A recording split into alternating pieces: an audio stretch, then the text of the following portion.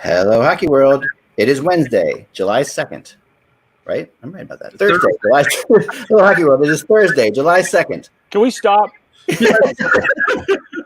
Like, John, you have no idea. You have no idea how many times he gets this wrong. This is standard operating procedure for Ack. It's either he gets the day of the week or the day wrong or the year sometimes. Does anyone know what day it is anymore anyway? Does it really matter? Yes, Thursday. It's Thursday. Okay, I got Thursday. July the 20th. July the 20th. Well, you got me thinking about years. July the 2nd, 2020. July the 2nd. I'm Rick Yellow. I'm Russ Cohen. It's Thursday, July. There, you got it. All right. And I'm Eklund. You're watching HockeyBuzzcast on HockeyBuzz.com, and we are brought to you today by ourselves and you out there who host us and support us at patreon.com/hockey. And today we have our guest of honor, our favorite guest, John Shannon. Hey, John. You say that about every guy that comes on. I do. Just you, Pete Weber, and Kevin Allen. It's like Coolius on that damn radio thing. Friend of the show. Nobody likes him. I can't comment because that guy, his introductions. Friend of the show. I can't comment because I'm on that station and I go on his show. So and he says, hey, Russ Cohen, friend of the show. And it drives me batty. Nobody has that many friends. Nobody. I can't comment, because I aspire to be on the show someday. So no, you guys can't comment because you got no balls. Come on, right. Comment. It's fine. Comment. It's true. We're paid, or even worse, not paid to comment. Come on. I know. I did that station for a very, very long time. A friend of the show. Excellent. I was a friend of the show. I'm no longer. I don't think I'm a friend of the show anymore, but I was a friend of the show. I think I've lost the friend of the show status. But anyway, well, let's move on because, John, are we going to see an all-Canadian host city? Is that what's happening? Is that what you think is going to happen? Well, listen, if we had done this last Thursday, I was going to tell you it was Vancouver and Vegas. Right. But I do think that we are Edmonton, Toronto, and we're just waiting for all the other dominoes to fall in the negotiations between the players and the league before we hear that it is Edmonton. Toronto. Yeah. Interesting. As of yesterday, neither team or city had been told definitively that they were the sites, but it certainly sounds like that's the way it is. Now, John, it sounded like Vegas was etched in stone up until the last 72 hours. But the funny thing is that the spike in the U.S. was happening a week or two before that. So was it just the fact that, they were starting to get scared that it was getting out of control, and they realized that the rate of infection in Edmonton and Toronto has been pretty much under control for like a month? Well, we have done a better job in Canada with the pandemic. Yeah. That's not to say we can't screw it up too, right? Yeah, because we can. Everybody, please wear a mask. Mm-hmm. Please just wear a mask. Absolutely. But Vegas was told that pending board approval on Monday that they were going to be one of the two sites, and something happened at the board meeting on Monday. Mm-hmm. That the bi-weekly thing that Gary has with the board of governors at 3:00 Eastern time, that changed everything. And perhaps one day the story will come out what happened on the call, but that's what happened, and it quickly reverted back to the statistical nature of, hey, here's what's happening in Alberta, here's what's happening with COVID. I think they're in single digits with patients in acute care. Yeah, that's amazing. And they've done a phenomenal job in Alberta, as they have in British Columbia. They really have. British Columbia is incredible. Vancouver's incredible. Honestly, their numbers have been phenomenal. I think it's great that it's great that the NHL has Canada to go to. Where the other sports here might not have Canada to go to as much. That is a phenomenal thing because Canada has definitely stepped up in this situation. I don't know. I wonder. I know Gary was brought in with I don't want to get political, believe me, but he was brought in with Trump a little earlier, with a bunch of the other presidents, and he talked to him and everything. That I wonder how this is going to play in America. I do, because I think this is like taking jobs or money out of America. But bottom line is, you're just right. The players they have to feel safer up there. Well, I mean, hey, listen, you can talk about taking jobs out of America, but 65% of the revenues from the National Hockey League still come from Canada. Yeah, absolutely. So I mean, it's we're, as far as the hockey world is, we're all on the same side.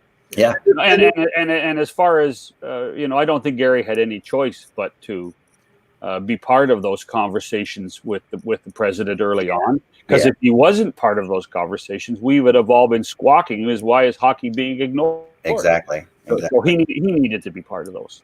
No, now, speaking of hockey being ignored, I kind of worry that in the U.S. here, now that we think it's going to be 2 Canadian hub cities, that more teams are going to go to the model for broadcasting that Carolina did last year when they made John Forsland do radio on TV, and now John Forsland looks like he's out, which is terrible. What do you think about that? Because I think you do lose some interest in the fan base when you do that, especially when, let's face it, TV doesn't sound great on the radio, and I kind of wonder, I think some radio markets are going to go dead in this. Perhaps. I mean, nobody, as I understand it, no announcers are going to be in any buildings. Right. So everybody's going to be calling it off tube somehow, some way, even if there is radio. Some teams will not want to protect their radio broadcasters. The only thing, Russ, I would say is, hey, listen, let's get the games on. Let's get through it. Let's hold our breath until we get back to the real National Hockey League with people in the seats. That's fair. Anything right now is a bonus. Anything is a bonus. So let's just enjoy it for what it is and commend everybody who has tried to put the game back on ice. And that's really, I mean, this should be a huge sigh of relief and a celebration as far as I'm concerned.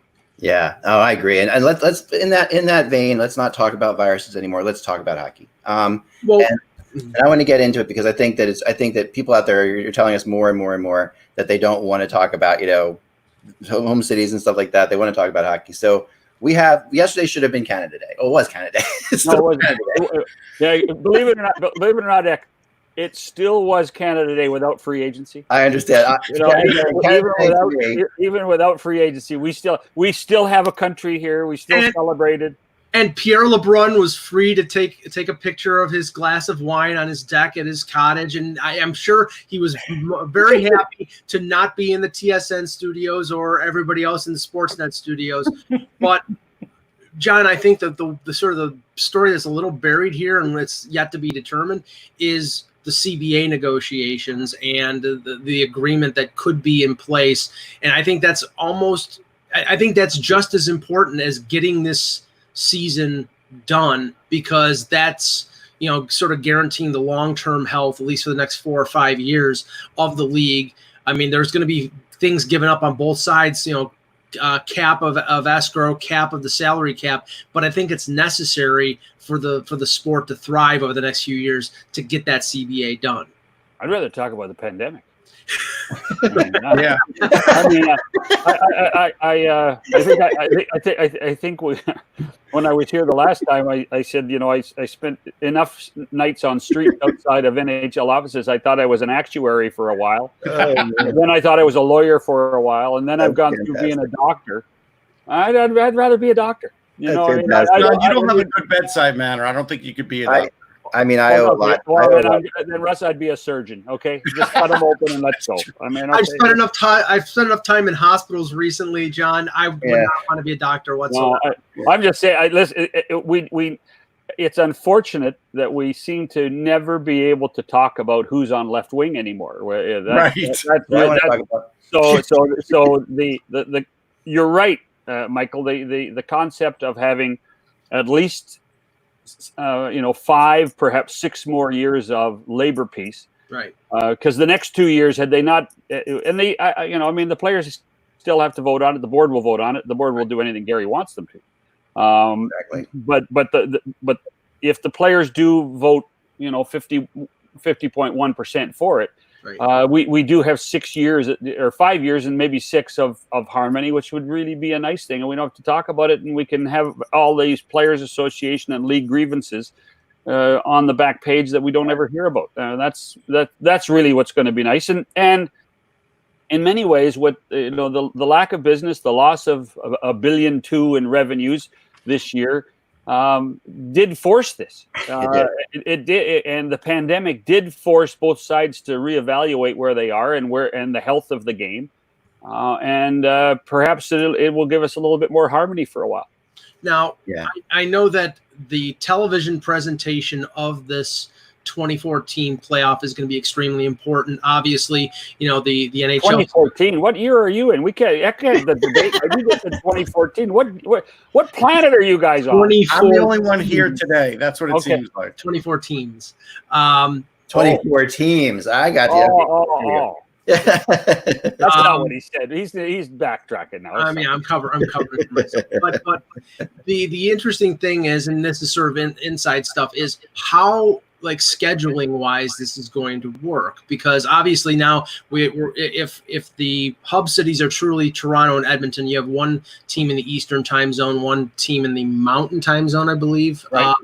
So you're going to have the time difference of a couple hours. I would assume it's going to be 2 games in each location. Oh, no. I think what you're going to have is the play-in tournament's going to take 9 days. And it's going to be up to 5 games a day. Okay. Yeah. And so you're going to, you could, and really one of the driving forces of having Toronto in was they want to start at noon Eastern time. And they were going to start at noon Eastern time no matter what. Right. So that meant they were in Vegas or in Edmonton or Vancouver. That means there was going to be a 9 o'clock or a 10 o'clock local time game. So that's what they're trying to do. So it's going to be as close in the hockey world as March Madness was. We're going to see a staggered start, and they're going to, whether it's 2-hour windows or 2.5-hour windows, and then they're going to have to figure out, if we get to this point, is where does the round robin game fit into as opposed to the best 3 out of 5, because it becomes the cushion as far as time if the games go to overtime. And it has to be at an NHL arena. They can't play at Coca-Cola Coliseum or at the Mattamy. It has to be. There's only 2 venues. There's only 2 venues. It's not 2 cities. It's 2 venues. It's Scotiabank Arena and Rogers Place. And the other question I had, and then I'll let Eck talk about free agency. Part of this agreement apparently is going back to the Olympics. Barring any flubs with the NHL and the IOC, which we know will probably come up. I understand the national fervor for wanting to go to the Olympics, but as a fan of the game and a fan of the NHL, I've never grasped the idea of interrupting an NHL season and taking time out in the middle of February for 2 weeks. I've never liked that. It's risky to teams in terms of their best players going over and playing an international tournament in the middle of the year. But I do understand that people want it. I mean, where do you fall on that, John? Because there are some people who don't want players going to the Olympics, and there are a lot of other people who do. A couple of things. Well, first of all, this whole Olympic break, All-Star break, we've actually seen it come to fruition even without the Olympics because of the 5 days.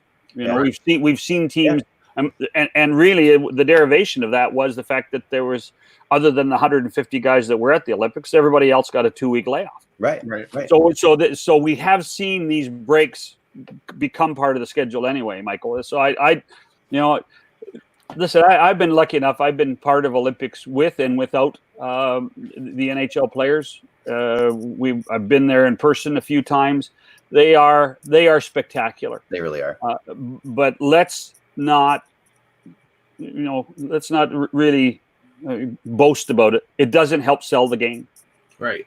Yep. It doesn't. Yeah, we talked about that the other night. I think it does down here. I think it does down here. It doesn't. Really. I'll tell you why. It does. I'll tell you why. Honestly, John, I'll tell you why. The last Olympics goes on, and I'm walking around outside, and I see people. People all know I work in hockey, but it's Philadelphia. Most people are Eagles fans here, and I walk around and they're, who's this TJ Oshie guy? They actually what team is he on? There's something. I mean, there is something to the Olympics in America, at least, that is different, that brings hockey to a forefront. I tell you what. I'll go and get every rating before these types of things. It doesn't make a difference. And John, it hasn't helped. Okay, it hasn't helped. A couple weeks. The only thing that will help it is if when they do the deal with the IOC, not with the federation, with the IOC, they are able to use the footage. They are able to have access in the bowl for their own. And you know what? It won't happen. Yeah. No, the IOC won't give it up. Yep. Nope. So it is the same message that we started with. I mean, Gary was with us in Lillehammer. That was the Peter Forsberg overtime or shootout goal. Mm-hmm. Gary was there, and he started building the building blocks of getting the players to the Olympics. But he hit the same roadblock as the IOC is the IOC. And as long as they still exist in their bubble and they do things the way they want to do, we are not going to get very much growth out of the NHL going to the Olympics. It's going to be great for the hardcore hockey fan. It's going to be fun to watch. But let's not go and say, well, it's going to sell the game or we're going to be much bigger. It's not. A couple weeks ago, we had Kevin Allen on the show, and he was talking about how somebody that he had run into was wondering about Ryan Miller in 2010 because Ryan Miller was the star for Team USA. And if you didn't know who the hell Ryan Miller was after he went to 2 conference finals in 2006 and 2007 with the Sabres, then you're not aware of the sports scene. I don't agree, guys. I just don't agree. I mean, the reality. I mean, I don't. I know. No, I mean, I'm telling you that, like if you buy a jersey, the money goes to the IOC. I get the money. I get the money and all that. Or the NHL. I get the money and all that, but I'm telling you, I'm not worried about the money. No, I'm not worried about the money either. I'm talking about. But what I am worried about is going to Little Rock, Arkansas, or going to Pocatello, Idaho, or going into Santa Fe, New Mexico, and having people that watch Olympics and love figure skating and watch the downhill turn into hockey fans. Yeah, and you know what? That hasn't happened. It hasn't happened, and because the hockey fans will watch. We have to try to bring in other people, right?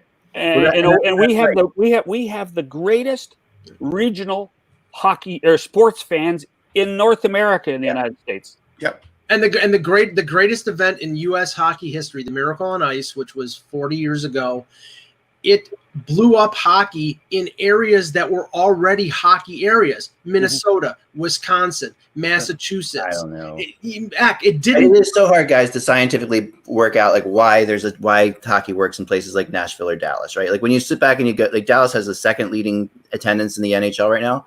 I mean, they've done it the right way. They've built great youth hockey programs there. They have the whole thing going on. And therefore, the youth hockey guys who don't turn into pros because no one. Like John said, are you going to open up a rink in New Mexico and expect it to thrive? No. But I'm not even worried about. I'm not even worried about opening up rinks. I know, but I'm just saying because most fans in both countries. I know this is hard to believe. Most fans in both countries don't play the game. Right. They don't. Right. They watch the game, but they don't play the game. Right, they don't. And so, that having been through it on both sides, I mean, I love going to the Olympics. I love watching the NHL players, but let's not hang our hats on this. This is going to be a game changer because it isn't going to be a game changer. Well, the Miracle on Ice, I think, was a game changer. And for whom? For the USA hockey in general. I mean, I think there's no question. I think '96 was much more impactful. I think '96 was impactful too. And the World Cup of Hockey, the World Cup of Hockey that won the one incredible series with Mike Richter, that was a game. There were certain things down here that got a lot of attention, and as did the Oshie thing. But what happened? I was in Vancouver too, and I was at that at the gold medal game, and Canada is just different. There's no two ways about it. It's when you're there. See, because what we don't have here is we don't have the casual hockey fans, like you're saying. Like, if you ask people their favorite sports, John, it's always like, hockey's either number 1 in the U.S. or it's number 5, or number 4. There's no one who's going to say hockey's number 2 or number 3. I like baseball, then hockey, then football, then basketball. No, they're either going to like hockey or they're going to like, or hockey's going to be off the list. You guys in Canada have a much more casual fan base. Everybody's a fan, but you even have casual fan base to the point where I watch a lot of TSN and Sportsnet up there, and for my own satellite here. And every commercial has hockey in it. Like all the cartoons for kids have hockey in it. It's just Canada is completely different. Obviously, that in many ways, that's relatively new. Is it? Yeah, it is. It is, and that's because here's the other thing. And this is putting my other hat on for years. Is that so Hockey Night in Canada on a good night, we'll draw 2 million people on a Saturday night. Mm-hmm. Well, there's 35 million people in our country. What are the other 33 doing if we're supposed to be the home of hockey? You know what? Not everybody likes hockey here. Yeah. Well, and you trying to sell it, trying to broaden the base. The Olympics won't hurt. There's no question about that. I can't argue with you there, but it is not going to be a great differentiator. It's not. And I think we should just enjoy the event for what it is. It's best on best. So do you think, for example, do you think that, the success in Nashville, success in Tampa, success in, Dallas, obviously, success in San Jose, LA is a hockey town and has been a hockey town since '67, but all these, come on. It feels like what's made it work in all those cities? Winning. Yeah. Winning. Yeah. Those local teams winning. That's what sold the game. Question. Listen, I went to the Fabulous Forum, the Great Western Forum, whatever forum you want to call it, long before there was a Staples Center. And I used to walk in on a Wednesday night to do a game with 8,200 of my best friends. No, you're right. I mean, and the Cap, Cap Center. Remember the Cap Center before? Chicago is the best example. Here's some great numbers. Winning does no question. Winning is people want to be around a winner. They want to be associated with a winner. They want to wear jerseys. It is the great deodorant. Winning is so. In 1980, 34.2 million people watched the final. That was the biggest audience ever in the U.S. for hockey. Even in 2010, they didn't match that. Even in 2010. Yeah. It's funny because in 1980, you really couldn't even. Well, yeah, that game was on tape delay down here. But it doesn't matter. It was 34.2 million still watched it. No, I know. And listen, and I'm not saying that was a 5-channel universe, Russ. Though it was sure, a 5-channel universe. That's very true. And that's what I'm saying. But even 2010 was within 5 million of that. Now we're getting. That was a nationalistic thing. We all know Russia versus the last Olympic was 4.9. Yeah. And John, 4.9. John, of course, I had to rely on Canadian TV to watch U.S. versus the Soviets live because I watched it on CTV because we got it in Buffalo. And the problem is? No problem. I mean, the problem is if we don't get it on my antenna down here. But my basic point is now with everything we're talking about, you're never going to hit the 20s anymore. But you don't think that this cumulative effect of all these things hasn't made hockey in the South something? I mean, I was really. Let's talk creation. Yeah. Fort Lauderdale. It's pockets. I mean, right. Okay, we've got a young group of players that but it starts as pockets. Right. But Dallas is not a pocket anymore. No, it's been around. The Florida Panthers have been around forever. We have a young group of players that have come from the St. Louis area, the Kachuks, Joe Wall, Leaf Prospect, a few others. Yeah, because the Blues have been there for 53 years. But there's a real reason for that too, is that players after they retire stay. And players become the driving force of minor hockey in St. Louis. Correct. And that's happened in other places too. And that I mean, it's just like my daughter plays youth soccer down here, right? And the best coaches in youth soccer in America are all, if you have an English accent, you can get hired by any club down here to coach. They just think you're automatically better. And it's like, and the same thing with like I grew up, playing hockey, but a lot of dads out here grew up playing baseball. They couldn't coach a hockey game if they wanted to. There's no way they could coach a hockey game. So until we get the players, more players coaching, like I have a friend whose kid is on a 13-year-old team out of San Jose. They're traveling all over the world, hockey team, and their coaches are Nabokov and Mike Ricci, right? Is it Mike Ricci? Yeah, right. And they're coaching this youth team, and this team goes everywhere. I mean, he has more frequent flyer miles than I have. This kid. Like, when are the Arizona Coyotes going to draw? The answer is never. Everybody can make the excuses going back to like the Roenick days. Well, it's when they changed this arena and this happened and this, and then now it's too far and this. Every time the Arizona Coyotes change an arena or something changes, they still don't draw fans. Well, I actually, Russ, I'm going to disagree with you a little bit there. Because I think, and there's two cities that I think deserve a ton of credit for trying to keep hockey alive. Buffalo is one of them. Yeah. With what is going on in Buffalo, the fact that fans show up to me is absolutely phenomenal, and they should be commended every moment of every day for being a Sabre fan. Yeah. And in Arizona, I think the hardcore fan, they're just, look at how many times they haven't been in the playoffs. I mean, winning. I mean, that is if you're to start. I mean, look, Vegas. If Vegas didn't do what they did, even in their first 8 games where they went 7-1, we would not be talking about how phenomenal a franchise Vegas is. Yeah. It's winning. That's your marketing. Marketing is the key. Marketing 101. Win games. And John, after 9 years of not making the playoffs, the fans in Buffalo have started not to show up. So it took them a while, but I think I mean, unfortunately they've got the bug though, Mike. They're never once you get the bug, you're stuck. Yeah, and that's it. I mean,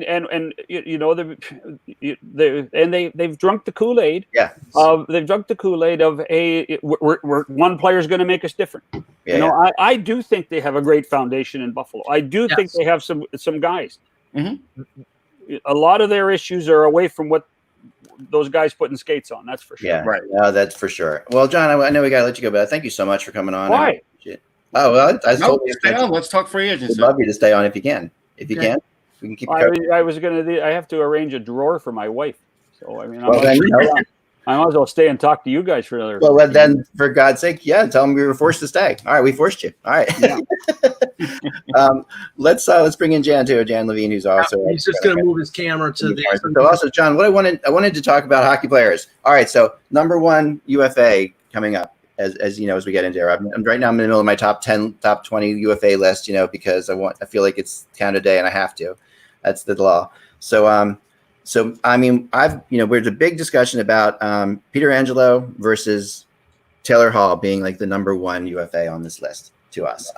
Where do you stand in this? I think Pietrangelo. I mean, if Pietrangelo does get to free agency, which by the way, it looks like it's going to be November 1st. Right. That's good. If Pietrangelo does get to free agency, and I'll be shocked if he does. I'll be shocked if he does. Yeah, me too. Then my answer has been for the last 6 months Taylor Hall anyway. Yeah. So to me, if with Taylor Hall being available, I think somebody who thinks that they're that one power forward away from being a contender, Calgary, Montreal. Those are the 2 teams I think I would look at. At Taylor Hall, and I think Hall would welcome coming. Not that I think he's enjoyed himself in Arizona. I think he would welcome coming back to Canada. He's one of those kids because he played at Edmonton. He's not afraid of coming to Canada. Yeah, he seems a lot. I mean, I've heard. It feels like to me. I've written about this too. Just this John Tavares thing with Toronto, with him with Calgary. It feels like a normal type of feel to him, and it's a fit for Calgary too. Although they have to do something with Johnny Gaudreau perhaps because of this. Why? Because of the salary cap situations they're saying. Do you not think so? No, I think Brad can make it work. I think Brad, and I think Brad will be able to fix it. Brad will be able to fix it. I mean, they have some guys in the blue line they can move. I mean, if they have to move anybody, but if Taylor, the biggest issue for me with what Calgary is that as good as they appear to be, and on paper they look fantastic. Yeah, is that they get pushed around in the playoffs. Yeah. They get pushed around in the playoffs. And can Taylor Hall be that difference maker if he's healthy by the playoffs? John, let me just ask you about Pietrangelo because we talked about him yesterday. Pietrangelo, you guys. Alex. Hey, I'm a Dago, so I can say it any way I want. No, but the thing is, Pietrangelo, please. I agree that he could stay in St. Louis if they pay him the money, but it just seems that Doug Armstrong has made a series of moves that I think ensures that they can survive if he leaves by trading for Justin Falk and signing him and trading and signing Scandella.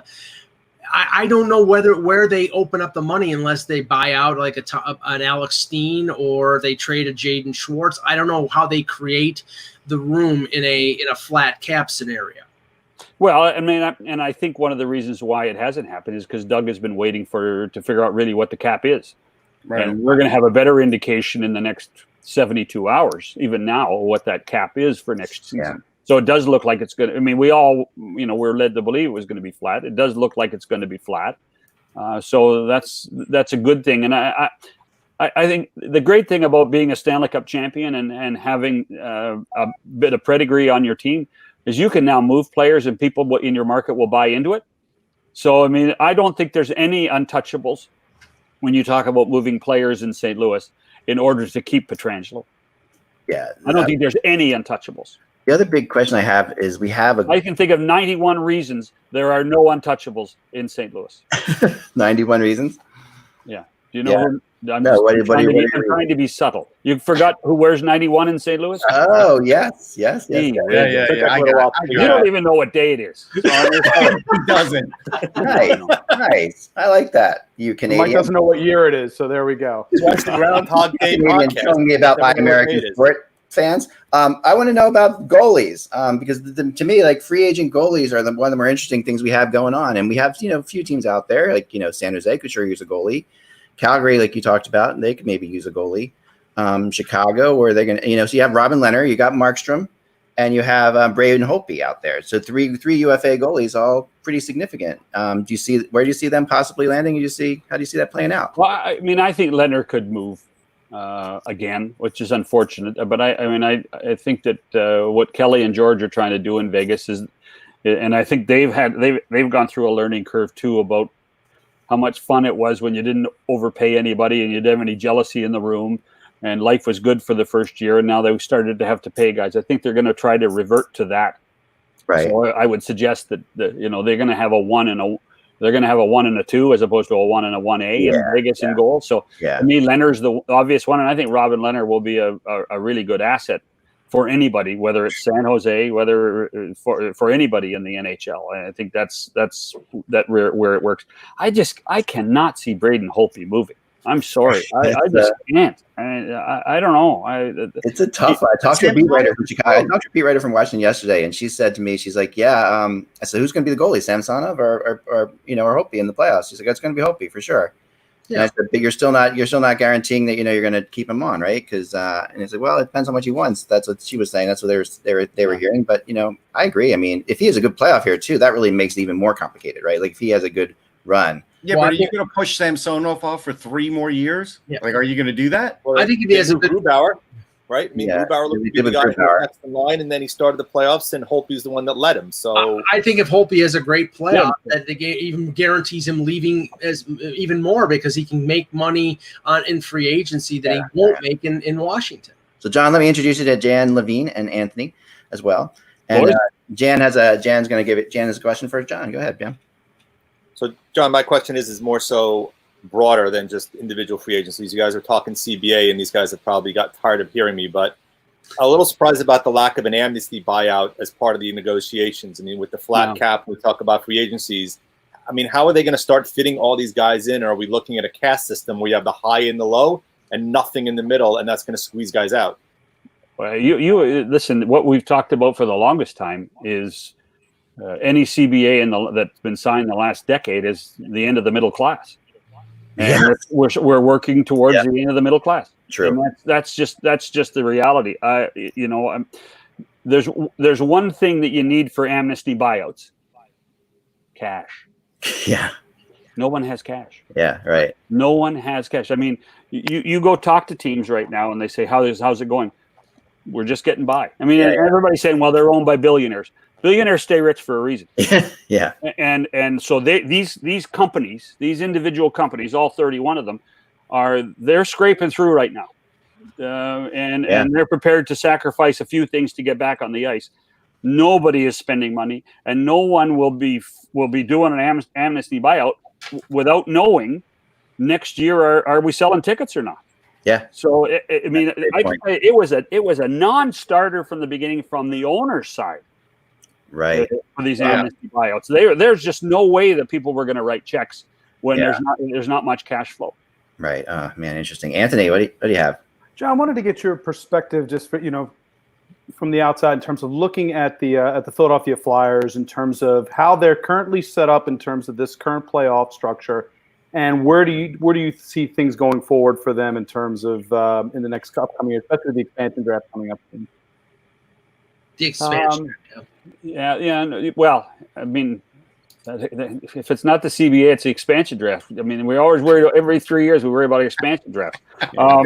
But first of all, I've known Chuck since he was 9 years old. I lived in Calgary. I was a producer for the Flames. Chuck and his sister Christy, and and Cliff and his wife moved to Calgary in September of 1980. So I have a bias to guys like Chuck who have treated me well, and we're friends. You know, their biggest challenge for me is how to keep Carter Hart happy. Yeah, you know, he did change agents for a reason. He did. Yeah. And I think that long term, and if Hart's the answer, then they're, you know, are they going to have to, out of his entry level deal, are they going to give him that big ticket early? Remember, Jordan Binnington didn't get the big ticket early coming out of even the second time around after winning the Stanley Cup, but Carter Hart might have to. Yeah. You know, to me, their defense with, you know, Provorov, Sanheim, to me, are the two linchpins there. I think that they're in pretty good shape back there. Yeah. And to me, the MVP of the team has always been Sean Couturier. Yeah. Long before, you know, you could talk about Voracek, you could talk about Giroux. Sean Couturier is the man, as far as I'm concerned. There, every time, every game, no matter what. If you can keep him happy, you can keep him healthy, then this team's on the right track. And they've drafted well in the last couple of years. They really have. So I think they're in pretty good shape. I think Alain Vigneault, you got a really good sense of what kind of coach Vigneault was last season, and did a pretty good job under trying circumstances. Gostisbehere, to me, is one of those question marks. Yeah. What I mean, will he learn how to play defense finally? You know, I mean, he's better, and he can shoot the puck, which got him into the NHL. But you know what? When it comes to where the future on the blue line is, I'm not sure where Shane Gostisbehere fits. Yeah, no, it's fair. John, we just talking about the Florida Panthers. I didn't use Panthers. any of Russ's buzzwords, you know, good hands, you know, active, you know. I listen to that show he does. I rotate my buzzwords, John, just so you know. Wait for the drop down the hockey sense for everybody in a few minutes. That's coming. I think we need to head on a, you know, pivot. head on a swivel. Yeah. We need to hear the Who theme music too. But go ahead. We need to hear you know, long-term panic level also is probably another good one also. You and Malloy drive me nuts all the time. Yeah. No, but my question for you is, with the Florida Panthers, with Mike Hoffman and Evgeny Dadonov possibly going to free agency, are they going to let both of them walk? Like, they have some prospects, don't get me wrong, but I don't think they could afford to let both of these guys walk and still be a contending team. Actually, it's a great question, but what is going on in Florida? Yeah. Really? Yeah. What is going on in Florida? I mean, how can Sergei Bobrovsky have that bad a season? Right.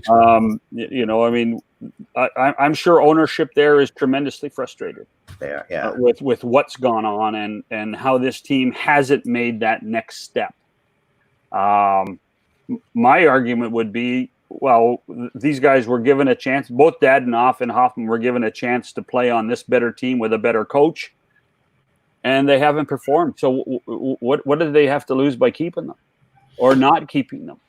You know, I mean, where are they? Rebuild's an awful word, and I'm not suggesting they are, because they do. You know, I think Dale's asset as a manager is he's got a great team and great eye.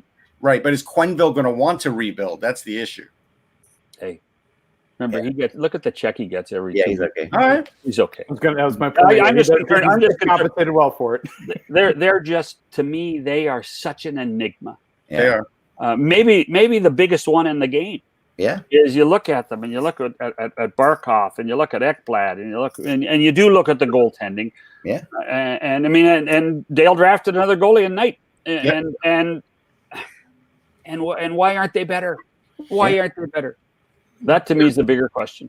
John, it wouldn't be a complete show if I didn't go down the Maple Leaf rabbit hole. Now, this is the thing. If there's one team, and I think there's more than one team that will be adversely affected by a flat cap for the first 2 years of the potential CBA, it's going to be Toronto, because I think Kyle Dubas was depending on the cap going up significantly because he's spending almost $40 million on 4 forwards. And I've been of the assertion, because now you've got Zach Hyman coming up after next year, Morgan Riley coming up in 2 years, and Frederik Andersen coming up after next year, that they're going to have to probably move a significant salary. And I don't think a Kasperi Kapanen at $3.4 million is significant. I think they probably are going to have to move a William Nylander or Mitch Marner over the next year or so to be able to keep a core group or keep a support group around their core group. I don't know how they make it work if they don't do that. What are your thoughts? Well, I mean, I think Kyle has really, in many ways, I think Kyle has made his bed with the 4 guys that he signed for that, that big chunk and change. Yeah. And he's going to do everything to keep them. And he's going to try to work his magic. I mean, I think you talked about Kapanen and Janssen. They took huge discounts to stay with the Maple Leafs. Yes. I think Zach Hyman, who's a local kid, I think he'll take a discount to stay with the Maple Leafs. And who really knows? But to me, where Kyle's challenge is going to be is the one place where they think that they're still a little suspect is on the blue line. Yeah. And so the question then becomes, and you mentioned, is Morgan Riley going to be worth that kind of money? And the answer probably is no. Yeah. He won't be. Yeah. And if you said, okay, well, we're not going to re-sign him so that we can keep the other guys, I think that's probably as logical at this point. It's all speculative, but that's as logical as it would go. That the blue line to me is where the Maple Leafs need to get better. Yeah. But they don't need to spend more. So they're not going to hand out another Phaneuf contract. Is that what you're saying, John, at the wrong time? Well, I'm a Dion fan. I like Dion. So I mean, I was happy that Dion got that new deal. That was for that darn HBO show, though. Yeah. Sign it on the morning of the big game, and we'll be good. Yeah, the Winter Classic. But then they traded somebody during the Winter Classic. He warmed up, and then he didn't even play. Russ can't get paid. Russ must be a member of the John Michael Lyles fan club. I am, because who warms up at the Winter Classic and then gets traded? Hey, they got Tim Gleason, so that's right. Oh, yeah, that's so true. Wow. Well, now, John, we definitely will let you go now. Okay. I appreciate it so much for you coming on, and we want to have you on as much as possible. So whenever you're free, let us know. We'll touch base with you again, and thank you so much. I want to apologize to Anthony and Jan for taking their time. Oh, no. My apologies. Every day.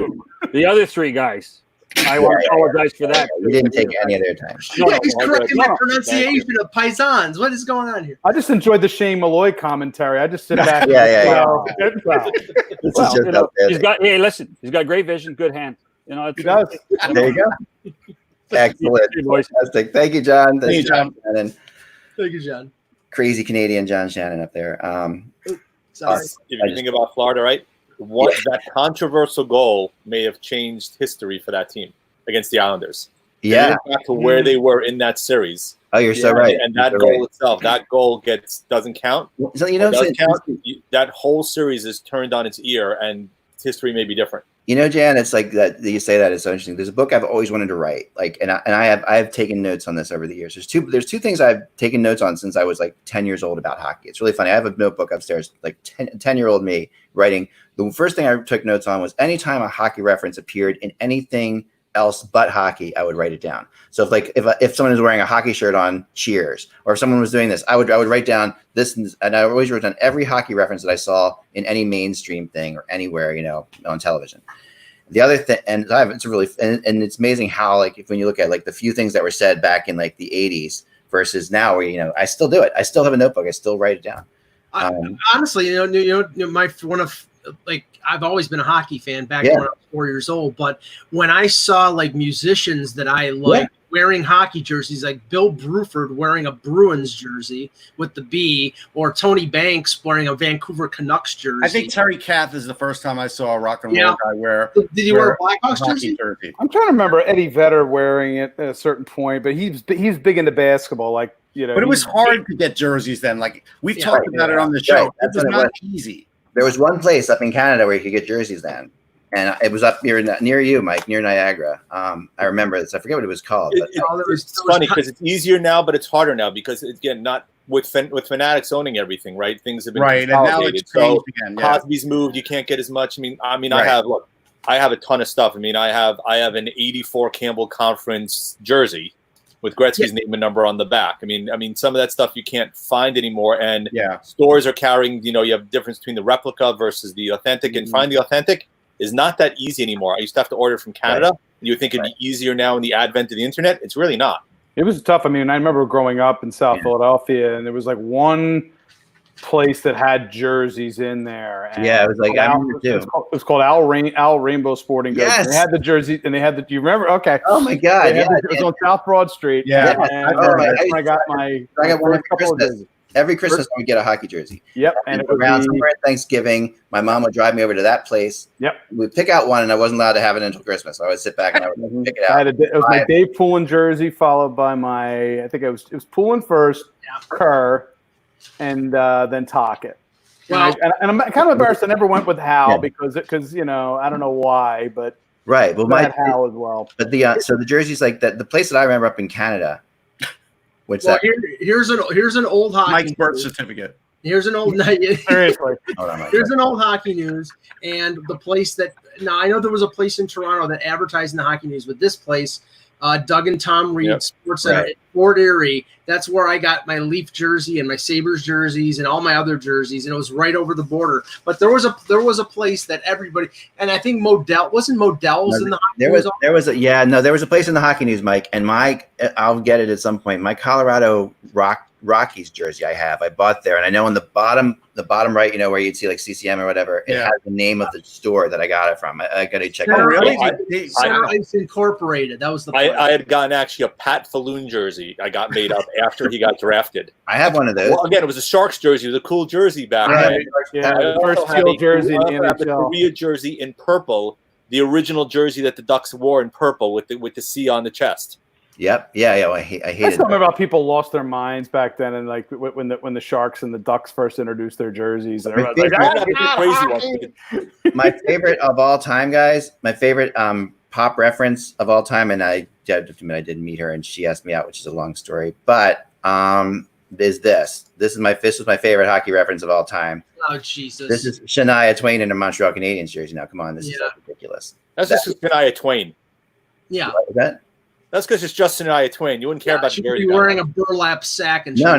That you, Mike. Even as a Canadians hater, come on now. Seriously. This just makes me want to see her naked. No. Mike, you took it too far. That's not right. You trying to get banned? Seriously? No. But I think you need to find out for at least. Getting back to what Jan was saying, getting back to what Jan said, which Great, is Mike. Don't misogynistic. That's just brilliant, Mike. No, I just to take off that disgusting Habs jersey. She looks good. There is one of her, please? Mike. I have this for you too. I'll show you what. There's another one. But the other, there is one of her. But the other thing I did, and this is why I started this whole thing with Jan, is that I would write down what you were talking about, Jan, there, which are moments in seasons or things like that happened that were monumentally changed, that would monumentally change everything. That like, and they were great. Like I agree. There are certain goals, and sometimes it was even cooler to me when they were in like the middle of the season or something in like, you know, obviously a playoffs goal like that is easily apparent. But there were times like I remember the Flyers with one. Well, one of the ones we talked about before was that the Russian guy who the Flyers brought on defense who did nothing but score a big overtime goal. We just talked about that, Anthony, the other day. Oh, Danny Markov. Yeah, like that's one of those moments. There was a Murray Craven goal in Washington in overtime. That was like there was a certain that propelled the Flyers. I think the 87. Like it was like the middle of the playoffs type thing where it looked like if things go the other way there, nothing happens. But that like, you know, like the Keith Primo 5 overtime goals, another one. There's certain things that are just like those goals were so monumental. And I love that. I'd love to write a book about like some of the biggest goals like that. You know what? Let me just or even saves like Holtby's save against the Vegas Golden Knights. Like that's another one that the save he made in the Stanley Cup Finals versus Vegas. Nathan Lafayette hitting the post. Let me give my brief Danny Markov story because a couple of weeks ago, all the different teams out there put out like, when you see this emblem, who do you think of? And the Pittsburgh Penguins put out their emblem on Twitter, and my response was Danny Markov. And Danny Markov responded to me on Twitter and said, "Why?" And then I showed him the GIF of him after Game 6 against Pittsburgh in 1999, I believe it was, when the Leafs had scored in overtime in a game to win the series. Gary Volk scored the overtime winner, and Danny Markov when he's on the Leafs, turns around and salutes Jaromir Jagr, who at that time, every time he scored a goal, did a salute. So that was it. Then he responded and thought it was hilarious. That's funny. You know, Eck, the one thing I was going to say about the Florida market is, Yeah. you know, even if they had won the cup with Van Beesbrook, it still would have deteriorated back to what it is now. Because look, the Miami Heat won with LeBron James, and they're back to pretty much being the Miami Heat again that nobody cares about. It's like that market is just, it's just like Miami, like the Florida Marlins winning 2 World Series, right, and blowing up the team. Sure, there. But again, the difference is Vincent Viola's got money. I mean, money is not the issue with Viola. No, but you have to be able to get the fans to spend money, and they don't want to do it. They don't want to go up. They would rather hang out at the beach and see a hockey game. That's really the bottom line. At the end of the day, the rink of where is the next to arena a is. swamp, basically. That's the other thing. The rink is basically next to. I feel like when we went out there in 2015, that we were headed. We were going to need a hydroplane out through the Everglades in order to get to the rink. It's a beautiful rink when you're in it. It is, but getting there is a pain. It's the same thing. There is, Park they built it in a very weird section for baseball, because they wanted to take advantage of Little Cuba, but it's not in the best place to have a park. And the other park was in even a worse location. It was part of Joe Robbie. So you're not capitalizing on the area at all. Luckily, I had a chauffeur who was a former president of the Professional Hockey Writers Association, so he got me to the right place at the right time. He knows where to go. Yeah, that's true. Yeah, this Mike, this is for you. I felt bad about what happened before, and I'm gonna. Yeah, sure you did. This one's for you. All right. Okay, that's better. There you go. Showing now. The odd thing about this is Shania is from like British Columbia. I don't know why she. No. She's from Timmins, Ontario, the home. I'm thinking of Sarah McLachlan. I'm sorry, I'm getting confused again. No, I'm serious. You don't confuse Sarah McLachlan with Mike. He'll correct you. I know. Sarah's from Halifax. Right, from Halifax, right? But then she Sarah lives in Vancouver. Yeah, she's right, exactly. All right. Which street, Mike? I'm not telling you. I've gone to lunch with Sarah McLachlan. I'm just going to drop that name right now. Boom. Those talk free agents. I know. I like to bring that up to Mike all the time. All right, so there you have it. But I have a picture of me hugging her, so there you go. I know. I've seen that. That's pretty good. That's pretty good. She's been like, get him off me, get him off. Mike Klinger. Thanks, Anthony. Thank you. Oh man, where to go from here? All right, so today I put up my 6 through 10 UFAs. Let's talk about them for a second, because yesterday we did my top 5.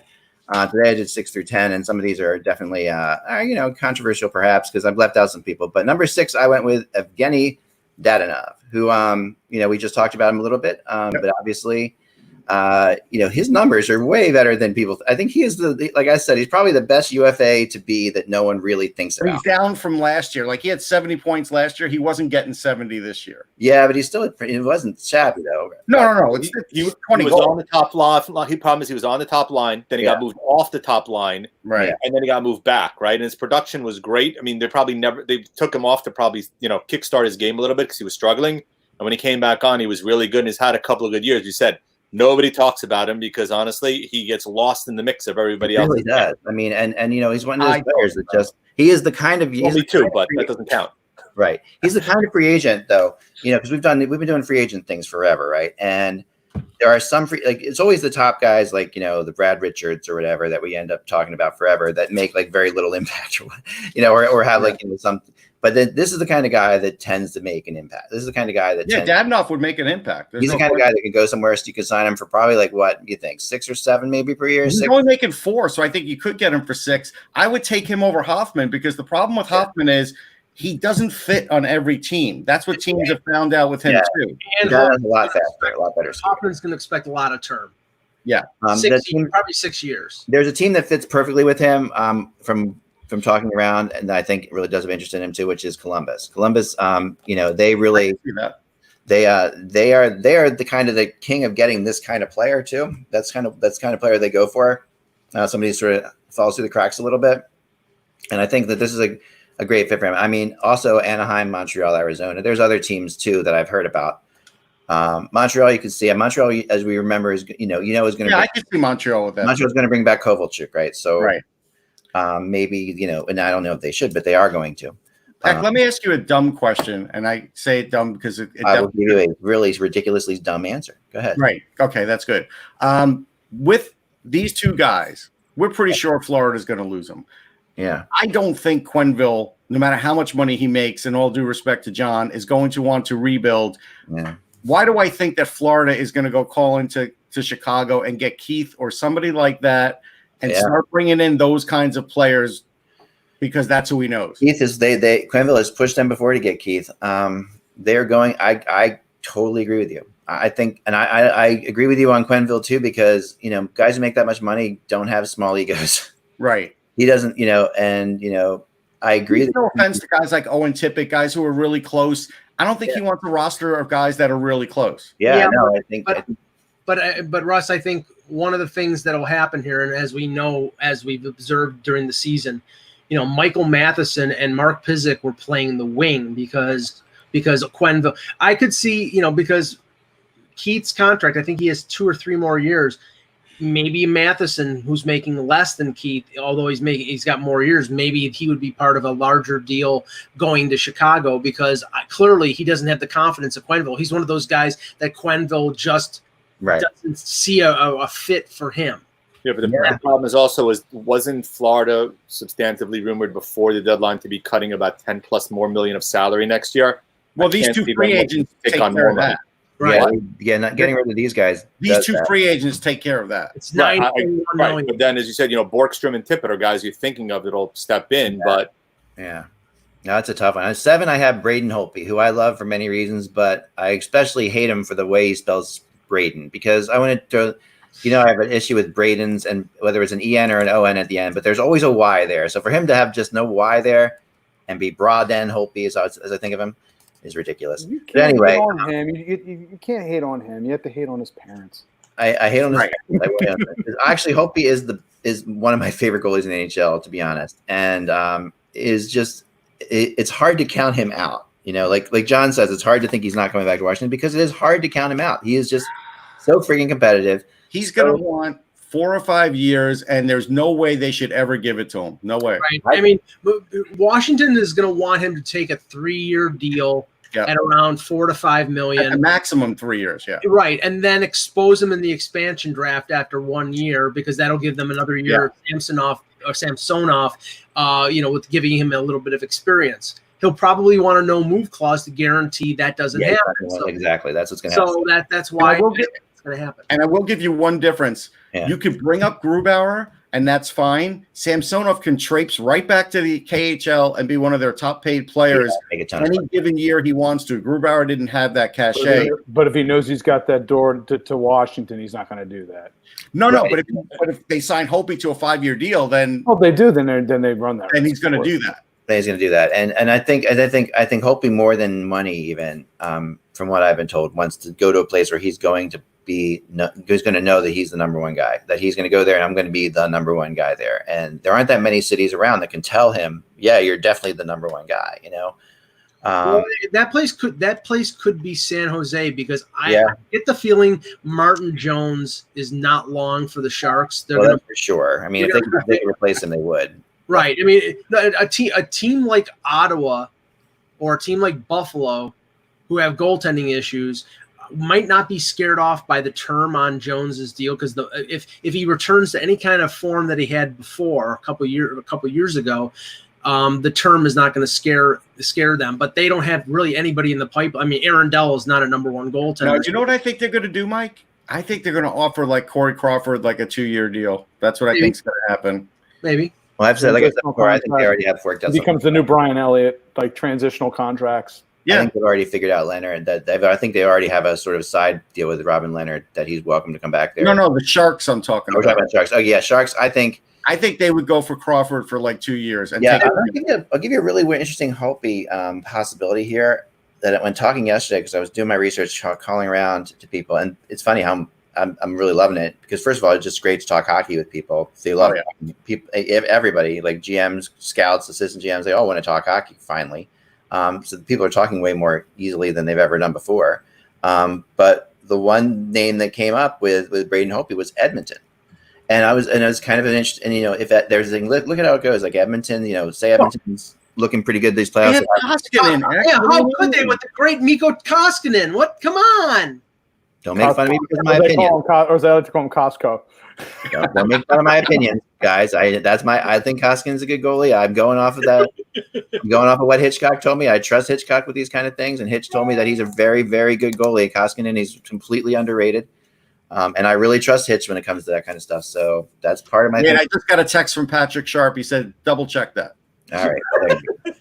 Moving on from Braden Holtby. Number 8, Sammy Vatanen. This is where, and I think he's been forgotten about. He has been forgotten about. His injury. He's a right-handed. Injuries don't help. I think also, going to Jersey in this case. Yeah. Now, Carolina, right? I heard and then to Carolina. Yeah. I heard from someone before the pause that obviously he was traded to Carolina, and that was a rental. But and this would go hand in hand with where one of his former teams is in terms of defense. I'd heard a rumor he was going back to Anaheim. Well, I had something like that, Russ. Mike, Mike. In terms of the fact that talking to I know I can't get names right today. Sorry, I just haven't had any names, dates, years. We're all doing a wonderful job. I'm going to call it. I've got Russ, hear me out here. I've got a really sick dog, and it's been like I understand. all night with him, so I'm like absolutely, completely bonkers. Anyway, this is the thing about Vatanen. I've heard Anaheim, but there's another team out there that knows him really well, and that's LA. And they've seen, and Vatanen had some really good, strong games against the Kings over the years. I've heard LA is a good possibility for him. He doesn't mind going out there. I think he still has a place out there, I was even told. It depends how much money. I don't think they're going to spend big money for him. He is a right-handed defenseman, which is a huge thing, and that's and he's much better defensively than number 13 on my list, but we'll get to him tomorrow. And that's a little spoiler, so you can probably imagine. I know who it is. Number 9 for me is Tyler Toffoli. And this is like, I'm going to give him a bullet here. I'm going to say number 9 with a bullet because Toffoli had sort of disappeared into like relative obscurity. Always a good defensive player, but man, when he went to Vancouver, he just looked like a different player. It's called the salary drive. Yeah, but he was good on the sevens line in LA too, also for a little while. He was, but he's always been good. But I mean, he looked really good in Vancouver to the point where he did a lot. I mean, the Kings became unmotivated. He's on a team that is motivated. That's part of the difference. Yeah, for sure. And I think he's staying in Vancouver, honestly. 10 points in 10 games. Yeah, 10 points in 10 games, including 6 goals in 10 games. I mean, that for the Canucks, I mean, that he just fit in perfectly. Like when you find somebody that fits in so well like that, you're going to try to keep him. The Canucks will try to keep him. There's no. Yeah, I don't know if the Canucks can really afford him because remember, in the very near future, they're going to have to pay Pettersson. Yeah, that depends on a lot of things, right? I mean, and if you get if not the Canucks, Carolina, Florida, Florida makes sense. I think there's and the New York Islanders. That's another team I heard with him. So. I could see Toffoli ending up in any of those 3 places as well. I think the Islanders, I could see that because they're going to want to, but I still think they're going to want to bring in a bigger name to open that arena with because even though they have Barzal, they don't have a lot of names. And I think they're going to look for something, and I don't know if Toffoli is enough. All right, Joe doesn't do it for you, huh? Yeah, probably. But the problem is also where you're putting him, right? You still have Lee, who's I think under who they signed long term. You still have Eberle, who's signed long term. Yeah. You have Bailey, who's still under contract for several more years. What? Bailey hasn't Toffoli been? He has played a little pivot too. I thought, right? Yeah. You have 3 pivots already. You have Barzal, Nelson, and you have Pajot now as your third. Where you're not putting him in the middle. That's the only thing with the Islanders. Again, I'm not as. I think he's going to stay. I have a gut feeling he's staying out. I don't know if Bailey is going to be there when the new arena opens. Like that's not a guarantee. Yeah. And number 10 for me is Jacob Markstrom, who we talked to a little bit about already, but he, I don't think he's going anywhere. I don't think he's going anywhere either. It's an interesting spot with him and Demko though. Yeah. I mean, I've heard it. All I heard is there's a team out East that really likes him a lot. I haven't been able to pinpoint that or who that would be because most of the teams that need goalies, I mean, with the exception of Carolina, I guess. And you could say maybe New Jersey, but I think they're pretty high on Blackwood. I think it could be New Jersey. I think, Jan, if I was to guess the way the person was talking to me, I would have guessed. No, I think they like Blackwood. I don't think they're making a change there. It's the Carolina Hurricanes. Right, but the problem with this one is, and this is the problem that Don Waddell made in free agent and then at the trade deadline. If you get stuck on one guy and don't get that guy, like Robin Leonard, you are still going to be in the same position you're in come next year because it's literally only a 2-month period. Yeah. And so either you're going next year with one of those 2 guys or Ned Jelkovic or get another goalie, but you can't get stuck on Markstrom. And if he holds you up, and we've seen free agents hold up, I could see Markstrom holding out to the last possible minute to get an offer from Vancouver where he loves playing. and that could put Carolina in a bad spot. If I were Carolina, I would make him a one-time offer, put a date on it, and say, "This is it." Yes, or you avoid free agency because of the pitfalls that you've had over the last couple of years, and you trade for a goalie, and then you Well, they could have done that last year at the deadline with correct. With right. Leonard, They didn't want to go for first round back. Yeah, they didn't want to go. A picture that just blew my mind. Check this out. So this is Markstrom. Okay.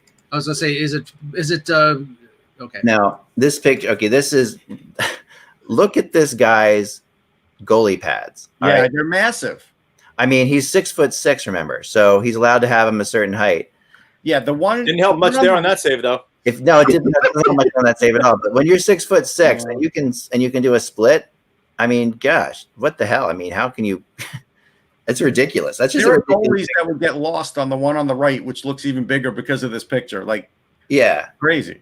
Yeah, and he's quick. He's not slow. So, no, he's not slow. To be quick and 6'6", that's something. And there's a highlight for Alex Galchenyuk there, you know. That is a highlight for Galchenyuk. There's one Minnesota highlight, right, so far? I think so. I agree. By the way, Ross, I took a look. Bailey's got 4 more years left on his deal at about $5 million per. Right, I'm telling you, I don't know if he's staying there 4 more years. Well, Even who's taking on the extra 3 years and $15 million salary?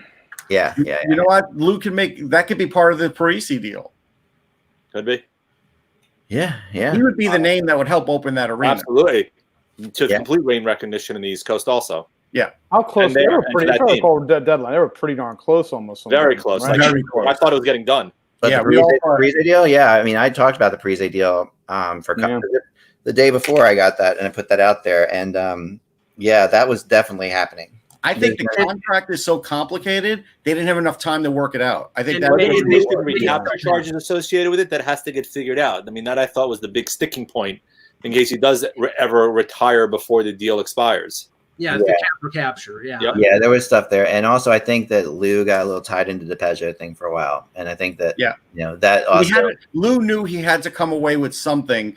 He did know that Peugeot was more of a dunk. Peugeot was controllable because it wasn't he was going to be a UFA where he had to actually make a trade to pull that other one off. And it didn't sound like Minnesota was getting a lot back in that deal because remember the name that was that popped up was Andrew Ladd. Now I'm assuming that there'll be something more. It would have been something else. Ladd was something more than Ladd. Yeah. But you can see that is a definite Lamorello type move because Parise is one of his linchpins, like one of his guys. And let's suspend belief and let's say Minnesota wins the first round. Does that change mindsets in terms of who they keep and who they get rid of?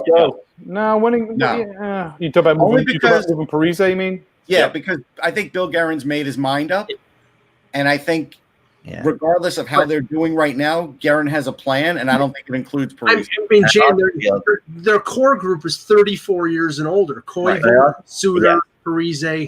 I'm not disagreeing with you, but we all both know that winning has a tendency to change mindsets at times, even though Guerin's not like that. I think if you know Guerin a little bit, I know him a little bit. I'm going to take your word on him. So he's not like he's not like that, and he's also he wouldn't be making this trade if Parise wasn't okay with it. Right. That's the other thing. Like he would. So that people are like, oh, Parise's got to be mad he wasn't traded. Is he going to play for Minnesota now? No, it's like Parise obviously. I would almost guarantee that Parise went to him and that actually started the trade. Not that he's like asking for a trade, but Parise's like, no, I really want to play. I wouldn't be opposed. Plus he goes where's Dad played, right? I mean, that's kind of he's playing for the Islanders, playing for Lou. I mean, there's certain things Parise definitely, he's comfortable in that situation. My dad used to people used to point out my dad thinking he was JP Parise if my dad didn't shave for like 2 days because he would get the same shadow. He's about the same height. Nice. It's really funny. Nice. That's excellent. Yeah. So I know, like, for example, like I know that, they're not going to they wouldn't trade Ryan Suter because Ryan Suter. No, they're not trading Suter. Doesn't want to be traded. So and he had a fantastic year last year. He did. So I think that, Guerin is trying to build that culture, a lot of that which Guerin learned from Lou too. Remember, like Guerin's also like he was around the Devils. So that culture of like, that players want to play there, that. To be honest though, I think Guerin's going to run it more like Pittsburgh than like Lou. I really do. I think what he took from Pittsburgh is really what his business mentality is. I think Lou helped shape him as a player, but I think him as a GM, he is a GM. As a GM, I think he took that from Pittsburgh, to be honest. Be interesting to see because so far everything that I've heard and the impression I've gotten is very much doing it like New Jersey, which is very different than Pittsburgh, as you know. Yeah. Well, if he did it like New Jersey, I don't think he made the trades he did, because I don't think Lou would have taken on Galchenyuk money, knowing that even though he's in his last year, knowing that it was a gamble. Like Guerin took a few gambles that I think Lou wouldn't have taken right away. And I think those gambles are not. Only time will tell if that is like standard operating procedure for him, or if that was a situation where he's coming in the middle of the year, they got to do something. And I don't think he's going to be the got to do something type GM. Like Galchenyuk is a move that they made these moves like they really need to break out of the funk type moves. But I don't know. We'll see. Time will tell. But he's having a great effect on Donato and on Fiala. There's no question. Yeah, and Green. Because he's the kind of guy. If he goes in the locker room and talks to players like Guerin, and they listen to him. They love him, especially American players too. Like Greenfield too. Like these guys who are just Greenway, right? Greenway. Jordan Greenway, yeah. Greenway, yeah. Greenfield, Greenway, yeah. So yeah, no question that he has a depth. He has a much better. He just demands respect right away. And he's also one of the guys. Like he still acts like a hockey player. He doesn't act like a GM. Like around the guys, he acts like a player. Which a lot of guys change the way they act a little bit. He doesn't. From everything. Well, the other thing is, he does like his Massachusetts players, or players from that area. Again, if he moves out Parise, I wouldn't be shocked if he goes after Krug. Yeah, Krug would make a lot of sense. Yeah, but Russ, if they do that, more than likely he's moving out one of his defensemen, because he'd probably move out Brodin or someone like that. Well, Brodin's only got a year left, but I mean, we've heard the talk about Dumba, and Dumba probably would get a lot on the market if it being a right-hand shot. So one or the other, but I could see him bringing Krug in. That's a Guerin kind of guy. Yep, for sure. All right, guys, we are out of time, but thanks so much. Thanks, Anthony and Jan, for coming on today and jumping in. We really appreciate it. And thanks to John Shannon for staying with us for 45 minutes. It's really cool of him. And, thanks to his wife. Thanks to John for listening to Hockey Prospect Radio. We appreciate it. Right. And even though John is all the buzzwords. And thanks to John for correcting my bad Italian pronunciation. John knows everything about Canadian hockey, but nothing about American hockey. He showed us that today. So we'll find out more in the future. Remember, folks, without the buzz, it is just hockey. We will talk to you